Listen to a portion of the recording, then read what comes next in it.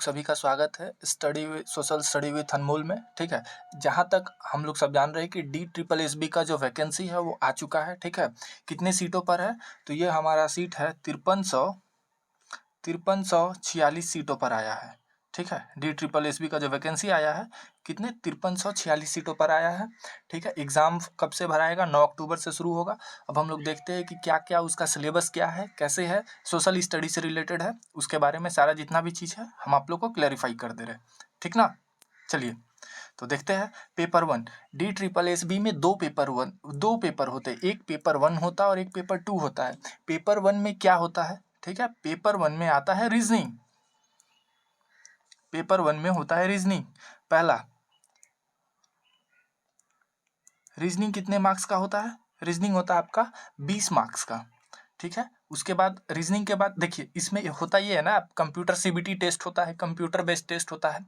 आप जैसे कंप्यूटर में बैठे तो आपके पास खुल करके पेज खुलेगा रीजनिंग का, तो आप रीजनिंग का जब सेट मार लोगे और उसके आगे जैसे ही बढ़ोगे तो GK GS होगा, और जब आप GK GS में एक बार चले गए तो आप वापस रीजनिंग में नहीं आ सकते। मतलब सेक्शनल, आप एक सेक्शन को कंप्लीट कर देते हैं और आगे बढ़ जाते हैं, तो जिसको आपने कंप्लीट किया फिर आप उसको दोबारा नहीं टच कर सकते। ठीक है, इसलिए एग्जाम ये कहीं ना कहीं थोड़ा टफ होता है। रीजनिंग होता है 20 मार्क्स का। उसके बाद होता है आपका GK GS। GK GS कितने मार्क्स का होता है? GK GS भी होता है 20 मार्क्स का। ठीक ना, GK GS हो गया 20 मार्क्स का। पहले रीजनिंग होगा, फिर GK GS होगा, उसके बाद फिर होगा आपका मैथ। ठीक है, मैथ कितने मार्क्स का होता है? मैथ भी होता है आपका 20 मार्क्स का। ठीक है, मैथ का जैसे ही आपका सेक्शन खत्म होगा फिर आपका शुरू होगा जनरल इंग्लिश का। ठीक ना, इंग्लिश का शुरू होगा। इंग्लिश का कितने मार्क्स का होगा? 20 मार्क्स का होगा। इंग्लिश के बाद फिर क्या होगा? हिंदी होगा। हिंदी भी कितने मार्क्स का होगा? 20 मार्क्स का होगा। अभी से साल लगभग 2023 तक, ठीक है, 2 साल पहले तक जो था इसमें भी सेक्शनल का टफ लगता था कि ओवरऑल आपका कम से कम 40% होना चाहिए क्वालिफाइंग नेचर। अगर आपका 40% नहीं है तो आपका पेपर 2 ही चेक नहीं होगा। लेकिन ये सिस्टम जो है हट गया है, अब ये सिर्फ पेपर 2 में है। ठीक है, हम लोग इसमें क्या है 0.25 निगेटिव मार्क है। 0.25 जो है निगेटिव मार्किंग है। मतलब अगर आप 4 गलत करते हैं तो आपका 1 नंबर कट जाएगा। ठीक है, एक क्वेश्चन पे 1 नंबर मिलेगा, आपको 2 घंटे की टाइम मिलेगी, और सबसे बड़ी बात है कि 120 मिनट में आपको 200 क्वेश्चन मारना है। और इसका कट ऑफ लगभग जो है हमारा 120 के आसपास, 120 130 यही कट ऑफ जाता है। हालांकि उतना टफ नहीं है। मैं आप लोग को सोशल स्टडी पढ़ा भी दूंगा। ठीक है, मैं आप लोग को ज्योग्राफी और पॉलिटिकल साइंस पढ़ा दूंगा। ऐसा पढ़ाऊंगा जैसा आप लोग को पेड बैच में भी नहीं पढ़ाया जाता है, क्योंकि मैं खुद कहीं ना कहीं से पढ़ा हूँ 2-3 जगह से, और उसके बाद मैंने एक क्रक्स बनाया है नोट्स का जो NCERT का है। ठीक है, और उसके बाद उसको छांट करके मैं आप लोग को नोट्स दूंगा। हालांकि मैं अभी 9th और 10th का जो ज्योग्राफी का क्लासेस है NCERT में ले रहा हूँ। जैसे ही वो कंप्लीट होगा उसके बाद मैं ज्योग्राफी का नोट्स दूंगा। उसके बाद पॉलिटिकल साइंसेस का मैं ये NCERT बुक पढ़ाऊंगा क्लास 9th और 10th का। उसके बाद फिर मैं क्रक्स दूंगा। और पॉलिटी जो होता है, जो आर्टिकल पढ़ना है, उस पर लगभग 8-10 वीडियो बना दूंगा, जिससे आप लोग का क्वेश्चन छूटेगा नहीं। ठीक है, चलिए आगे बढ़ते हैं। पेपर 1 तो क्लियर हो गया। अब हम लोग चलते हैं पेपर 2 की ओर।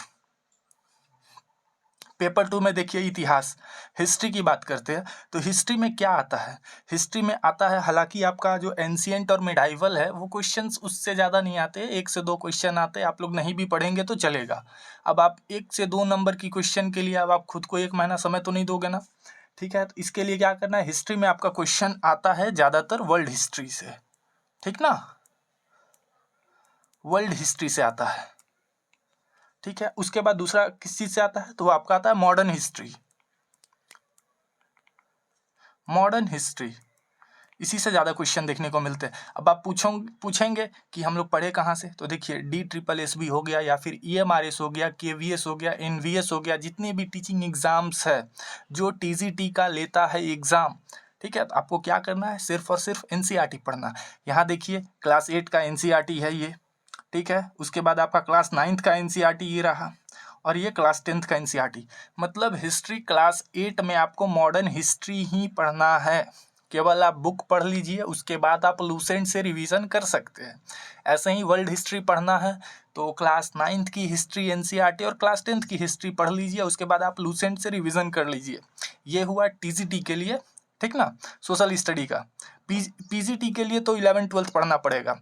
हालांकि आप चाहे तो 11th इसमें पढ़ सकते हैं, हिस्ट्री का 11th भी पढ़ सकते हैं, लेकिन अगर आप नहीं भी पढ़ेंगे तो ज़्यादा उतना फ़र्क नहीं पड़ेगा, क्योंकि आप लूसेंट से रिवीजन कर लेंगे तो वो जितना भी है सब टेक ऑफ हो जाएगा। ठीक है, हिस्ट्री के बाद हम लोग आते हैं दूसरा सब्जेक्ट पे। दूसरा है भूगोल, ज्योग्राफी। ज्योग्राफी में आपको क्या पढ़ना है? 9th और 10th का एनसीईआरटी। सबसे पहले आप 9th 10th का एनसीईआरटी पढ़िए।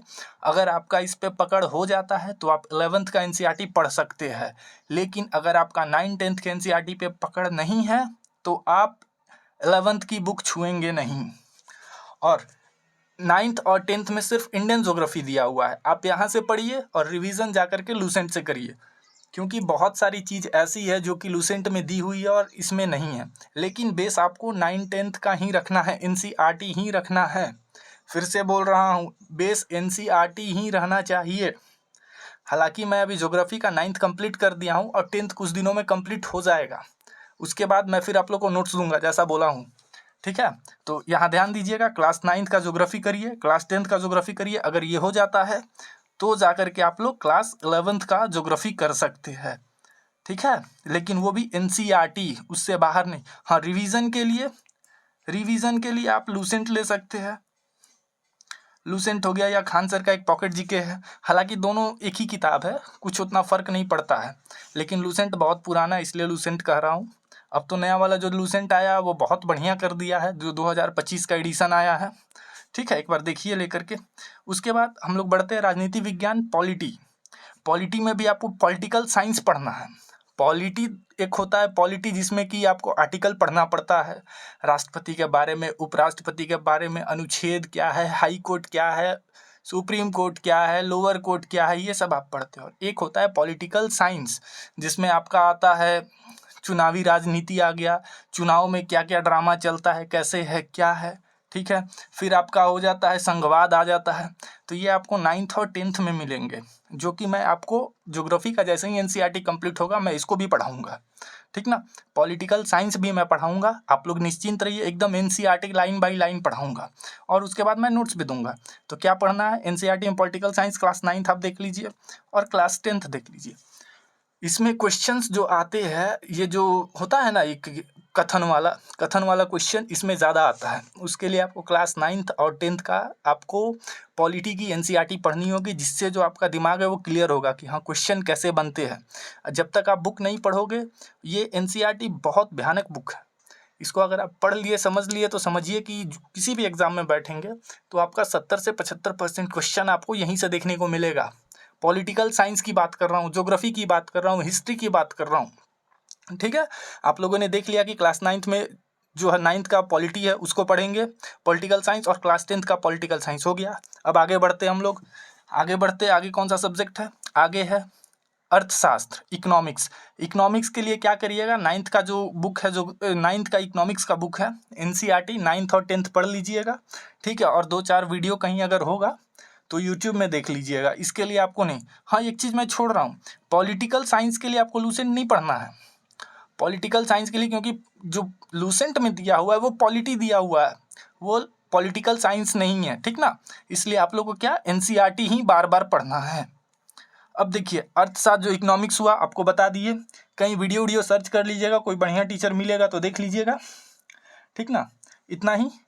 अब आप लोग अगर ज़्यादा हो सकता है तो ज्योग्राफी और हिस्ट्री को 6 to 10th भी पढ़ सकते हैं, कोशिश करिएगा। पहले तो आप लोग को 9 10th कंप्लीट करना है, पॉलिटी भी 6 to 10th कर लीजिएगा, जब अगर हो जाएगा उसके बाद 6 to 8 कंप्लीट करिएगा। पहले 9 10th पढ़िए फिर 6 to 8 पढ़िए, ठीक है। भूगोल में भी यही 9 10th पहले पढ़ लीजिए, फिर उसके बाद क्लास 6 से लेकर के 8 तक पढ़ लीजिए, ठीक है। उसके बाद इतिहास का है 8 से तो आपको 10th पढ़ना ही है। अगर ये कंप्लीट हो जाता है यहाँ पे 6 to 8 पढ़ने की कोई ज़रूरत नहीं है, क्योंकि क्वेश्चंस नहीं आते हैं, ठीक ना। अभी इतना ही, जैसा होगा शाम को मिलते हैं, शाम को नेक्स्ट क्लास जो है वो करेंगे, ठीक है।